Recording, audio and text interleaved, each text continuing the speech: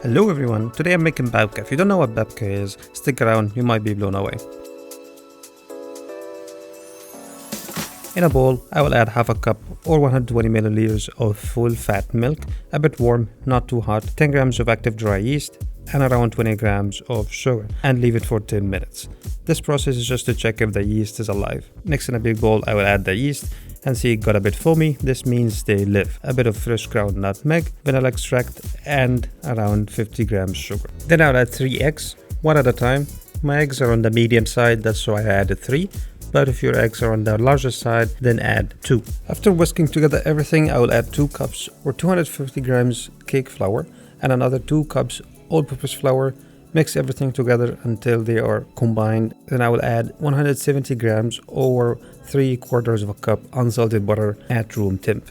Keep mixing everything and absolutely do not add more flour. It might seem dry, but trust the process and keep kneading. It will come around after 8 to 10 minutes of kneading. After you can't move your arm anymore and regret not using a kneading machine, you get this beautiful smooth ball of dough. Give it a light tappy tap and wrap it very tightly in plastic and put it in the fridge for at least ideally 8 hours. Flour the working areas generously, and that's what happens if you don't wrap it tightly enough. It got overproofed and it just bursted out of the plastic wrapping, all because I'm a dumbass and didn't seal it tightly.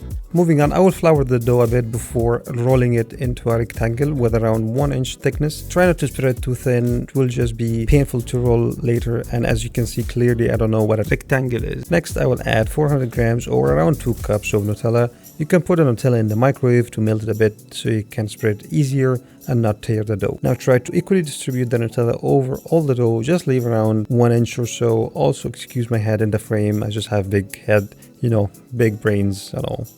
Next, I will add some crushed hazelnuts. This is totally optional, I just wanted to add a bit of nutty calories. Then I will roll this thing just like you would a cinnamon roll. So you can call this Nutella Roll now. Basically, the technique here is to tuck in the ends and roll, tuck in the ends and roll, tuck and roll. Then with a pizza cutter, I'll cut it in half lengthwise. Obviously, you can do a better job here than what I did, but anyway. This recipe makes around 3 loaves if you're fancy enough to measure them equally. But as the famous philosopher Kimberly Wilkins said, ain't nobody got time for that. After having your halves, you can shape them however you want. See me here failing to do a basic roll because I did not cut them equally, but they are beautiful anyways. I will even cut them into 4 parts, even though that wasn't the smartest decision because the Nutella parts were exposed and was at risk of over baking in the oven, but it made some cute little babkas. I will use these molds to put the babkas in so they retain their form, but most importantly, this cutting in 4 allowed me to do a braided babka. I always wanted to do a braid for someone, but since I have no real girlfriend, I will do the braids for the babka instead. But sometimes in life you need some female help. So I requested the assistance of a friend. You always put like the outer side in the middle, yeah. In the middle? Yeah. No? This one, yeah.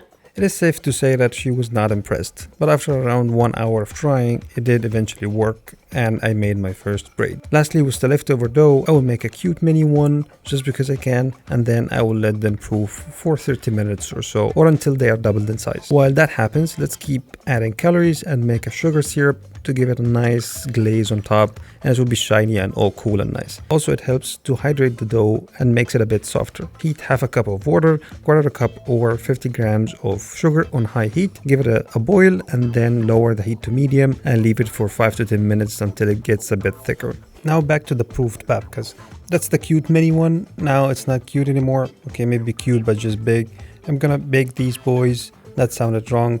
Or 180 degrees Celsius, of course, for around 40 minutes or until golden and shiny. Just for the record, that's not how you should get them out of the oven. You should definitely get an oven gloves or something of that sort. That's some stupid shit there and will get you burned real quickly. Now let's glaze them, and generously doing so, you will need all that syrup to get inside and soak them all from the inside. And no, they are not burnt. The chocolate side just got a bit darker than the rest, and that is what it is. Now let's have a look inside and see how it looks. One looks the best to me. It's small and looking all swirly and chocolatey. sexy as that I don't think I can eat it. This one got a bit stuck. I don't think it's the best idea to put them in such a small mold. I wanted to make them cute, but mission failed. Definitely needs a bigger mold, but you know what makes everything much better? Glaze. The braided one looks actually pretty decent. It looks more like a sleeping dragon than a babka, but still sexy. And don't forget to generously glaze them with syrup. You can just inject them with the syrup. Now for the taste test. Let's cut a piece of the loaf looking one since it's the ugliest one by far and see how it tasted.